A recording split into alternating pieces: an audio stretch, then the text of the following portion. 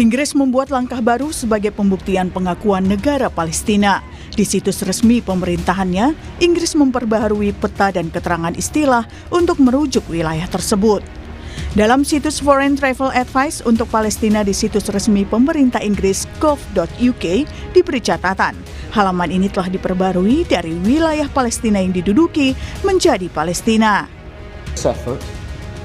I set out in July the terms upon which we would act in line with our manifesto to recognize Palestinian statehood.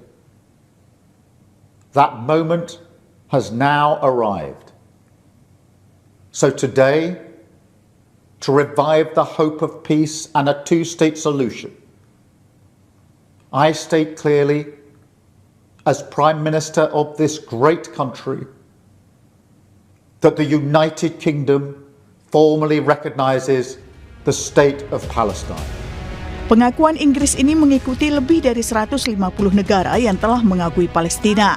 Dengan begitu, 4 dari 5 anggota tetap Dewan Keamanan PBB yang memiliki hak veto telah mengakui Palestina, yakni Tiongkok, Rusia, Inggris, dan Prancis. Sementara Amerika Serikat tetap menolak pengakuan terhadap Palestina. Karena menurut Amerika, pengakuan atas Palestina sama dengan hadiah bagi Hamas. As everyone knows, I have also been deeply engaged in seeking a ceasefire in Gaza. Have to get that done. Have to get it done. Unfortunately, Hamas has repeatedly rejected reasonable offers to make peace. We can't forget October 7th, can we? Now, as if to encourage continued conflict, some of this body is seeking to unilaterally recognize a Palestinian state. The rewards would be too great for Hamas terrorists for their atrocities. This would be a reward for these horrible atrocities, including October 7th, even while they refuse to release the hostages or accept a ceasefire. Lalu bagaimana dengan sikap Indonesia? Presiden Prabowo dalam pidatonya di KTT PBB menekankan Indonesia mendukung negara Palestina dan solusi dua negara untuk perdamaian di wilayah Palestina dan Israel.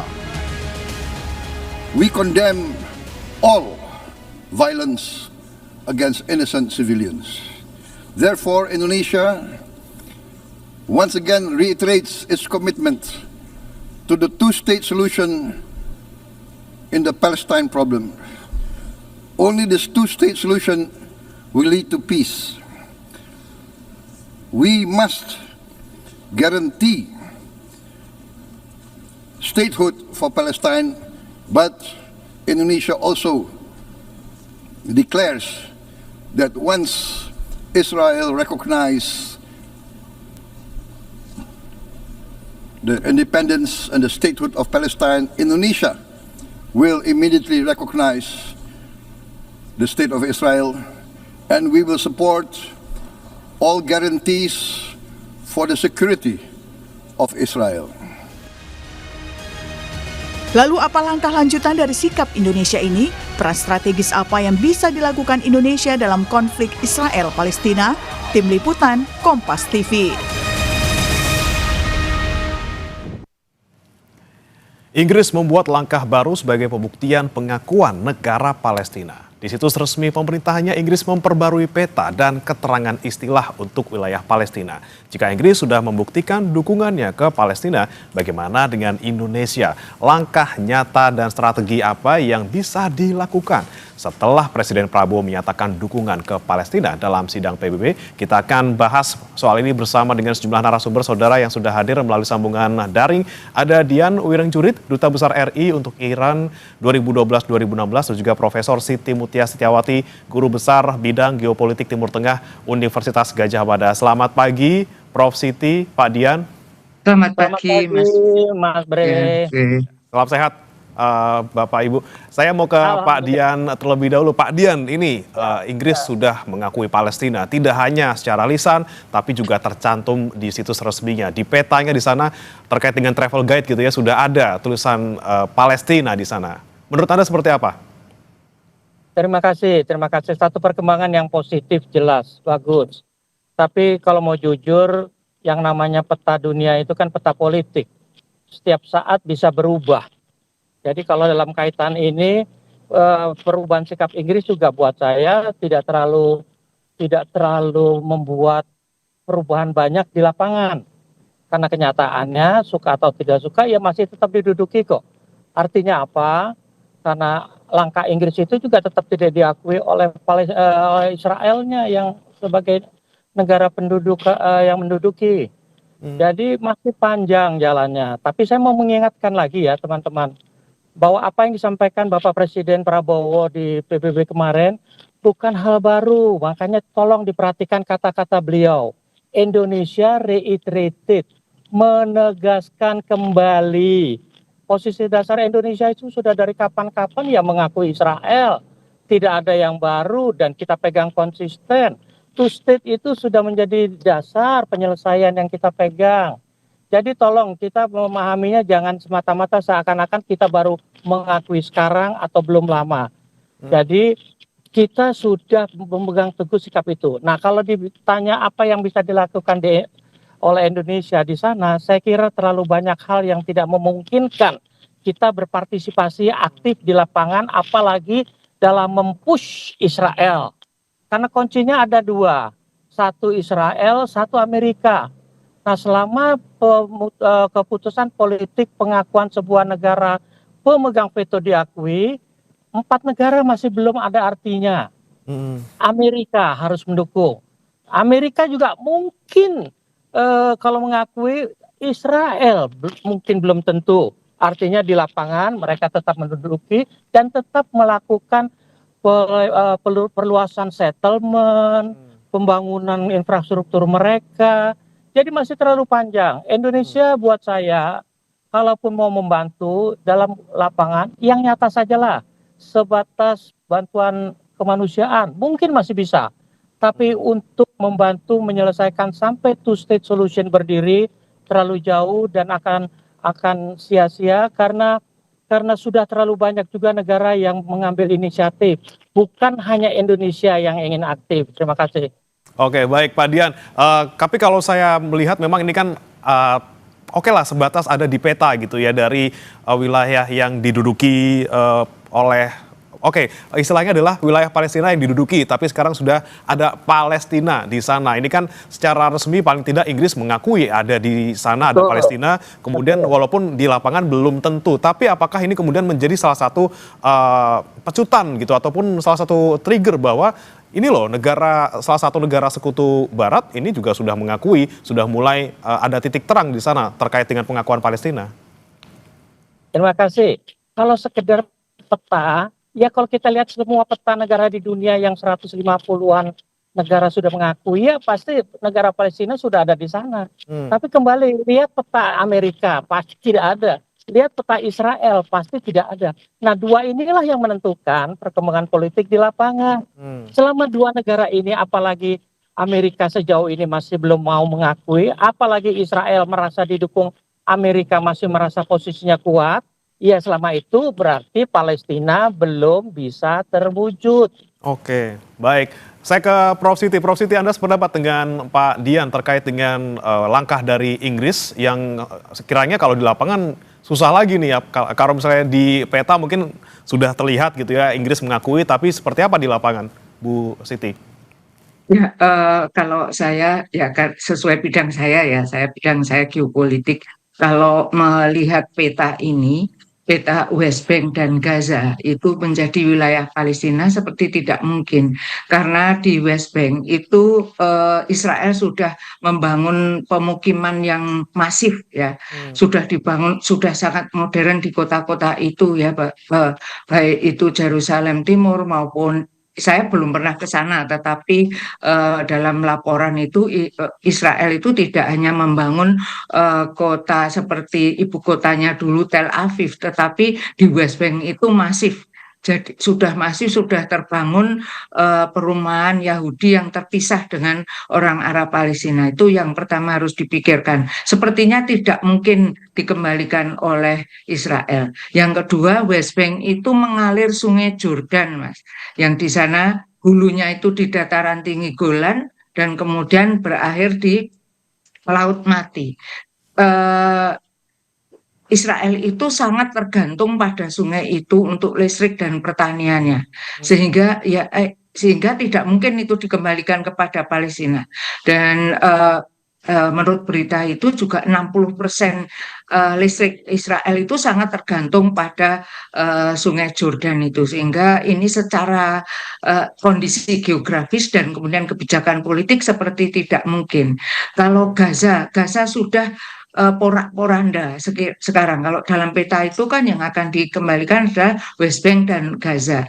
Gaza itu sudah sudah hancur lebur. Masa mau dikembalikan ke Palestina? Nah, ini juga tidak mungkin kan kemudian dikembalikan dalam keadaan seperti itu. Jadi two-state solution itu harus diikuti dengan solution yang berikutnya. Ingat bahwa pengakuan negara-negara itu hanya pengakuan Palestina sebagai negara. Ya, saya juga di tempat lain mengatakan bukan Palestina sebagai negara yang berdaulat. Nah, kalau sebagai negara kemudian tujuannya langkah berikutnya adalah negara yang berdaulat. Negara yang berdaulat itu harus punya teritori dan penduduk serta pemerintahan yang sah. Ya, jadi Indonesia tetap bisa berperan tanpa mengorbankan banyak hal. Kalau di PBB itu kita mendorong langkah berikutnya adalah two-state solution itu segera diwujudkan wilayah yang jelas, yang clear gitu, yang diakui oleh semua negara. Jadi pengakuan Palestina sebagai negara itu masih sangat awal, masih istilahnya masih mentah. Kan nanti masih dibicarakan lagi di Majelis Umum PBB untuk dimintai persetujuan di Dewan Keamanan PBB. Lah ini tapi sudah langkah lebih bagus, ya, artinya ada kemajuan bahwa di seluruh dunia itu orang mengibarkan bendera Palestina, ya, itu sudah secara moral itu dukungan yang bagus. Tetapi berikutnya juga harus kemudian Presiden punya konsep apa itu two-state solution penyelesaian selanjutnya. Oke. Gitu, Mas. Ya, Prof Siti, tapi kalau misalnya tadi Anda sampaikan bahwa nggak mungkin di West Bank kemudian diserahkan gitu ya, kalaupun mau menyerahkan Gaza juga sudah hancur lebur. Tapi seperti apa nih Prof seharusnya yang mungkin harusnya dimiliki oleh Palestina, karena dari peta tahun 1946 saja itu sudah menyusutnya luar biasa sampai tersisa hanya West Bank dan juga Gaza. Kemudian yang paling masuk akal ketika nanti memang Palestina sudah menjadi negara, wilayahnya di mana saja yang bisa diakui sebagai Palestina? Ya, itulah kesulitannya, ya. Kalau melihat petanya itu, ya, kalau saya lihat dari kajian-kajian semua itu tidak mungkin, tetapi kalau ada gerakan internasional mungkin nasionalisasi, ya, seperti dulu kan perusahaan-perusahaan Belanda yang di tempat kita sudah mengakar gitu, kemudian ada tindakan nasionalisasi yang itu dialihkan kepada pemerintah baru Indonesia. Jadi ada istilahnya nasionalisasi, terutama tempat dan PBB yang telah mengatakan bahwa serangan Israel ke Gaza sejak 2023 itu adalah tindakan kriminal yang digolongkan dengan kejahatan perang dan genosida. Itu dulu harus dikejar. Jadi ini hasil dari Komisi Independen PBB loh. Ya, jadi dia mengatakan bahwa ada 3 yang bisa kita tuntut untuk penjahat perang itu, yaitu Isaac Herzog itu Presiden Israel, kemudian Perdana Menteri Israel Benjamin Netanyahu, dan Yoav Gallant itu mantan Menteri Pertahanannya. Ini hasil ini harus dikejar dulu. Kalau sudah ini merupakan kejahatan perang, lah itu baru nanti penyerahan wilayah itu bisa. Kalau menanggapi Donald Trump tadi, ya, dalam pidato tadi mengatakan kita tidak mengakui karena ini berarti memberi peluang pada Hamas dan harus ada tindakan pelepasan tawanan perang oleh Israel begitu, ya. Apa tidak ingat itu Donald Trump? Sebetulnya kan tawaran perang itu hasil dari gencatan senjata tahun lalu itu sudah dilakukan bertahap dan ada 30 orang sekian ya lebih saya exactly saya lupa tapi 30 orang kan jumlah tawanannya itu kira-kira 200. Sudah dilepaskan 30 dan Hamas bilang akan dilepaskan secara bertahap. Tapi ketika proses itu kemudian Israel kembali menyerang dan mencederai gencatan senjata sehingga pelepasan tawanan perang itu berhenti. Jadi proses-proses ini dulu yang dilakukan. Dia kejahatan perang, kemudian proses gencatan senjata permanen ya yang kemudian pemulangan juga saya setuju pemulangan tawanan itu tetapi Israel juga harus mentaati gencatan senjata yang sifatnya harus permanen. Oke, kalau menurut Pak Dian, setuju Pak Dian, kita kalau misalnya ngomongin soal two state solution ini terlalu jauh gitu ya, lebih baik ya kita ngomongin dulu soal kejahatan perang, kemudian gencatan senjata dan juga pelepasan sandera seperti itu. Kalau saya agak dibalik, pelepasan senjata, sandera segala macam bisa kemudian. Tapi begini loh, Gaza itu hancur, tepi barat itu sebagian hancur. Buat saya itu tidak masalah, karena yang penting wilayah itu diakui dulu menjadi Palestina. Pembangunan kembali itu seperti Perang Dunia Kedua atau apapun ada bisa baca program internasional Marshall Plan itu.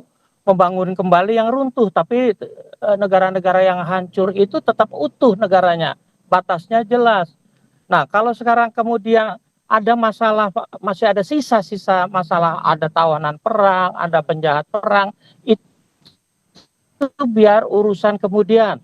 Kalau saya begini, komite PBB, jangankan komite PBB independen, negara anggota PBB dalam sidang umum sekalipun keputusannya tidak mengikat. Jadi siapa yang akan peduli dengan keputusan komite PBB independen?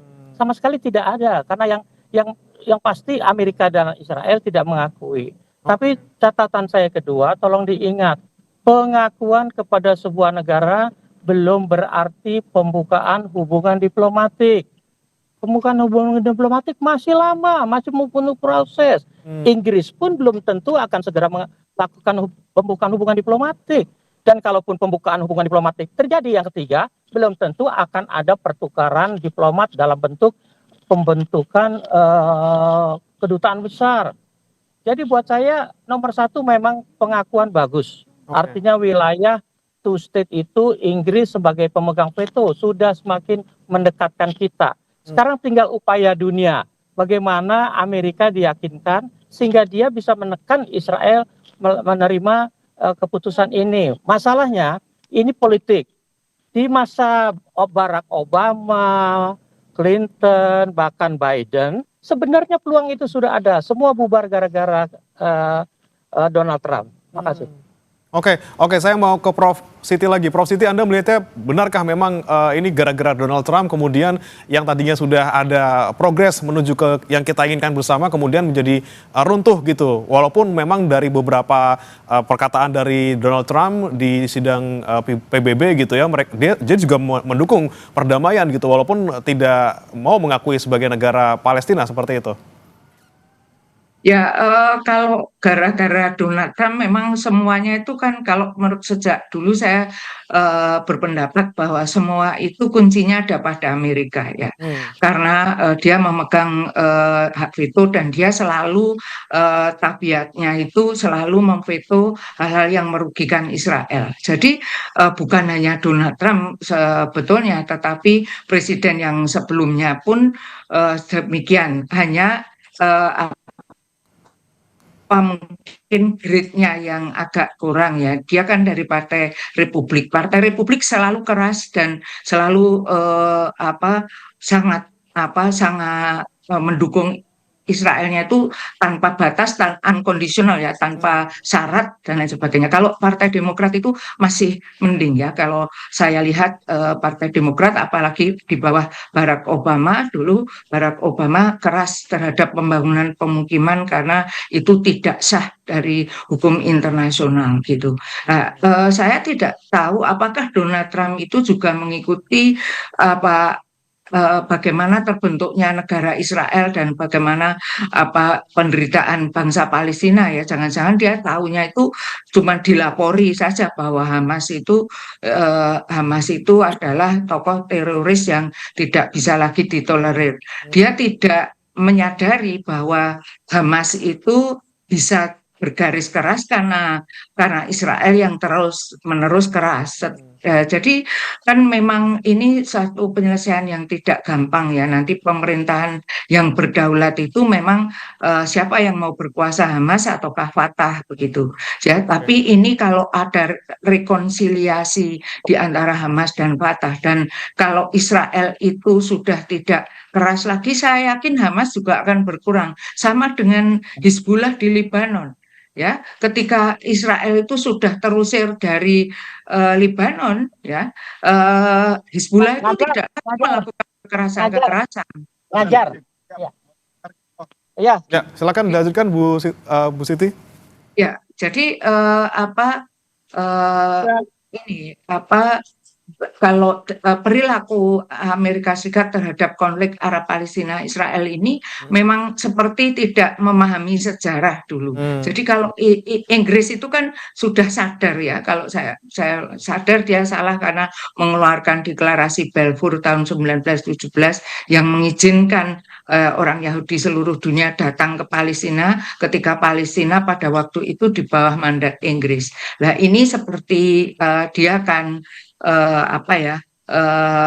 menebus dosa lah gitu ya, untuk memperbaiki kesalahannya di masa lalu. Tapi kalau Amerika itu kan pendatang baru.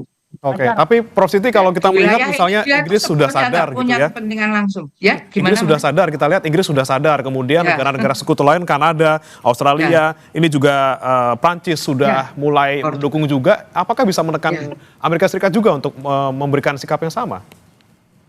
Kalau apakah bisa menekan itu, saya kira Amerika Serikat itu sudah ditekan. Dan harusnya dia sudah merasa terisolir ya, karena kalau orang wajar, orang yang normal, kalau kita ditekan 4 orang dalam satu komunitas itu 5 orang, harusnya kita menerima yang 4 loh. Kalau kita sikap kita demokratis loh. Ya, sikap yang demokratis itu kan mengikuti yang banyak kan, itu kan demokrasi ya. Kalau dalam satu komunitas 4 orang sudah mendukung, Anda tetap kencang, ya itu enggak normal, itu bukan jiwa demokrat gitu ya, tidak bersifat demokratis. Saya di kantor itu tidak harus voting ya, tapi kecenderungan pada umumnya orang mengarah ke A, banyak orang ya itulah sikap demokrat gitu. Sikap yang demokratis itu adalah mengikuti yang harus yang besar. Kalau Donald Trump ya. Freeze ya, Mas. Oke. Baik, Prof Siti. Ya, Prof Siti, kami tangkap penjelasan Anda tadi terkait dengan bagaimana kemudian di sebuah komunitas harusnya sikap yang dominan harusnya juga diikuti oleh seluruh anggota gitu ya. Prof Siti, kita akan lanjutkan lagi setelah jeda, dan nanti saudara kami akan tanyakan juga kepada Pak Dian Wiringjuri terkait dengan bagaimana kemudian Indonesia seharusnya bisa bersikap di mata dunia, apa peran-peran yang bisa dilakukan Indonesia untuk mewujudkan solusi 2 negara Palestina dan juga Israel. Kita akan bahas usai jeda, tetap di Sapa Indonesia Pagi.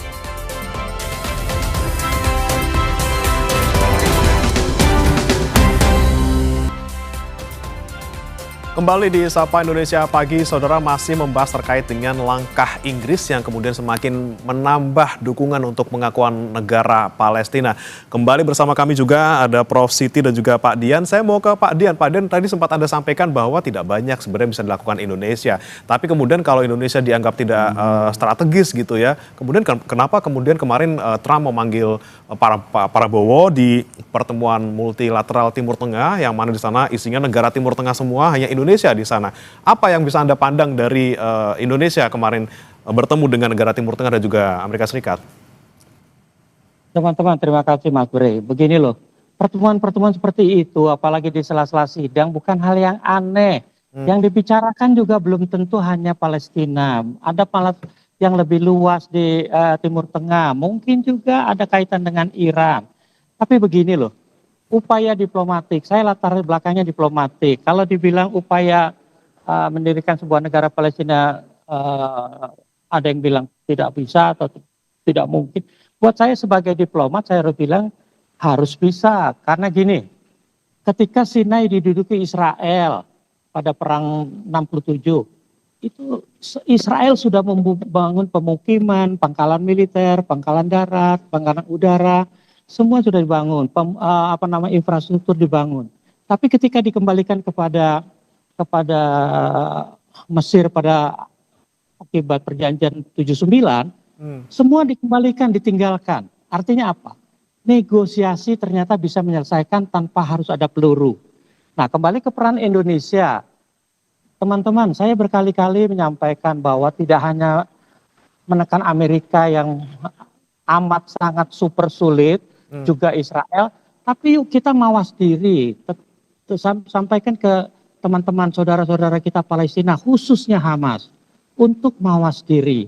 Bahwa kunci penyelesaian ini juga ada pada masyarakat Palestina yang terpecah dan bahkan bermusuhan antara Hamas dan Fatah yang statusnya masih gencatan senjata karena mereka sendiri berperang. Marilah kita meyakinkan khususnya Hamas untuk mulai meninggalkan doktrinnya. Satu, doktrin kekerasan.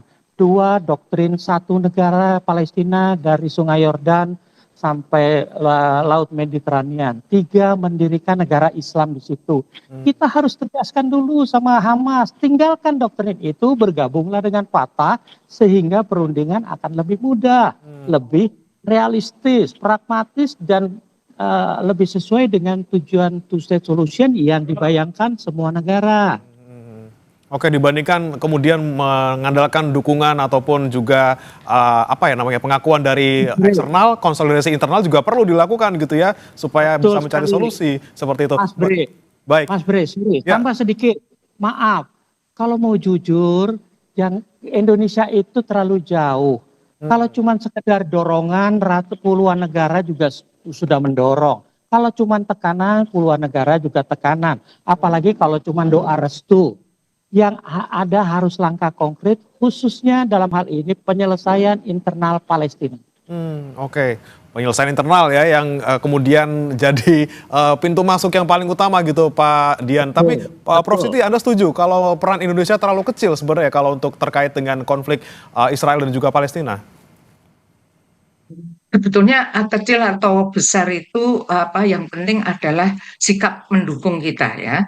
Jadi itu yang akan dinilai. Jadi dukungan kita terhadap Palestina merdeka itu sudah memberi identitas politik luar negeri kita yang pro pada perdamaian, pro pada keadilan, pro pada kemerdekaan yang sesuai dengan pembukaan Undang-Undang Dasar 1945. Itu identitas itu penting. Jadi orang tuh melihat Indonesia itu seperti apa sih. Jadi masalah Palestina ini membuat Indonesia jadi terkenal kan gitu. Kita sudah tenggelam dengan masalah-masalah Laut Cina Selatan, kelapa sawit kita ya, kita juga merusak ini semua. Itu kan kalau menurut saya dengan adanya masalah Palestina ini, Indonesia sebetulnya jadi dikenal negara yang itu tadi yang selalu pro pada kemerdekaan begitu. Jadi kecil atau besar itu sudah hitungannya apa dulu, kecil atau besar itu. Kalau menurut saya ya itu sudah besar kalau dibandingkan peranan Indonesia di tempat lain ya. Contohnya yang punya masalah seperti Palestina Israel ini kan bukan hanya dia, masih ada Rohingya di Myanmar ya. Kemudian masalah juga kelompok Islam di Cina ya, masih banyak tempat lain, belum negara-negara Afrika ya yang mereka juga sedang perang di antara mereka. Itu kan kita konsentrasi ke Palestina. Nah, menurut saya itu sudah besar gitu, dan itu sudah memberi identitas, sekali lagi identitas politik luar negeri Indonesia yang kemudian menjadi terkenal gitu, kalau menurut saya. Oke, tapi kalau menurut Anda, Prof. Siti, dengan Pak Prabowo kemarin bilang bahwa siap mengerahkan 20.000 tentara, bahkan lebih gitu, tidak hanya untuk Palestina, tapi juga untuk negara-negara lain yang berkonflik di Timur Tengah. Menurut Anda seperti apa? Itu mungkin yang dimaksud pasukan perdamaian ya, Mas. Bukan tentara ya. Kalau pasukan perdamaian itu kita sudah lama tergabung. Mas Bre, salah Setahu saya tidak berbiaya. Jadi itu Prof. Siti bisa dilanjutkan terlebih dahulu, nanti baru ke Pak Dian. Silakan, Prof. Saya kira itu ya baik. Baik. Ya, jadi pasukan perdamaian itu kita sudah aktif sejak dulu, memang tidak hanya di Timur Tengah tapi di negara-negara Afrika juga ya. Jadi penyumbang terbesar dalam pasukan perdamaian. Yang saya sangat tidak setuju dengan Pak Prabowo adalah janji untuk mengakui kemerdekaan Israel. Oke. Kalau Israel itu mengakui eksistensi Israel, kalau Israel juga mengakui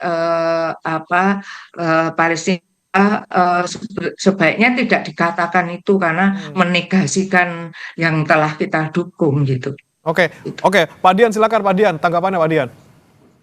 Satu, mengenai peacekeeping, Mas, kayaknya halayak mungkin salah paham ya. 20.000 itu bukan kesiapan kita mengerahkan 20.000. 20.000 itu total pasukan kita yang sudah dikirim ke dalam rangka partisipasi peacekeeping force di berbagai negara hingga saat ini. Tolong jangan disalahpahami. Kedua, kalau masalah besar kecil tuh begini. Buat saya, kalau dibilang kita jadi menonjol di kancah internasional gara-gara sambutan Prabowo, dengan segala hormat kepada Bapak Presiden kita, tidak ada yang istimewa. Semua negara, kita hanya heboh di dalam negeri kita. Seakan-akan kita memberikan gaung yang luar biasa kepada masyarakat internasional. Padahal itu gaung itu sudah dari kapan-kapan kita perjuangkan. Masalahnya kita saja dengan era media sosial ini heboh di dalam negeri.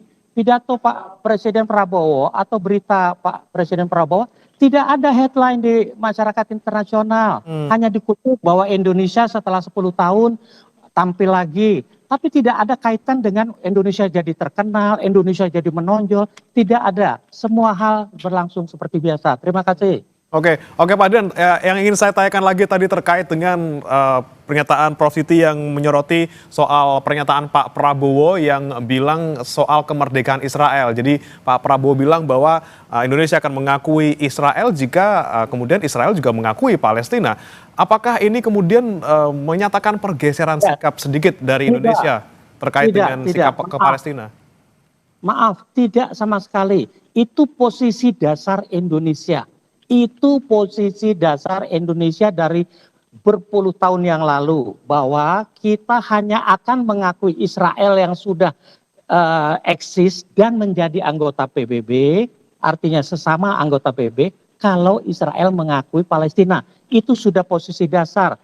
Jadi kalau ada pernyataan kayak kemarin, posisi Saudi seperti itu, bukan hal yang baru juga. Itu posisi umum yang berlaku di antara negara-negara anggota PBB. Bahwa dalam kasus Palestina, negara-negara seperti Indonesia, Malaysia itu masih tegas sikapnya. Akui dulu Palestina oleh Israel, baru kita mau mengakui. Tidak ada yang aneh dengan itu. Itu posisi dasar. Terima kasih. Oke, Prof. Siti, menurut Anda seperti itukah juga memang sudah sikap kita dari dulu, tapi kemudian menjadi pertanyaan ataupun menjadi sentilan? Kalau dukungan kita, ya.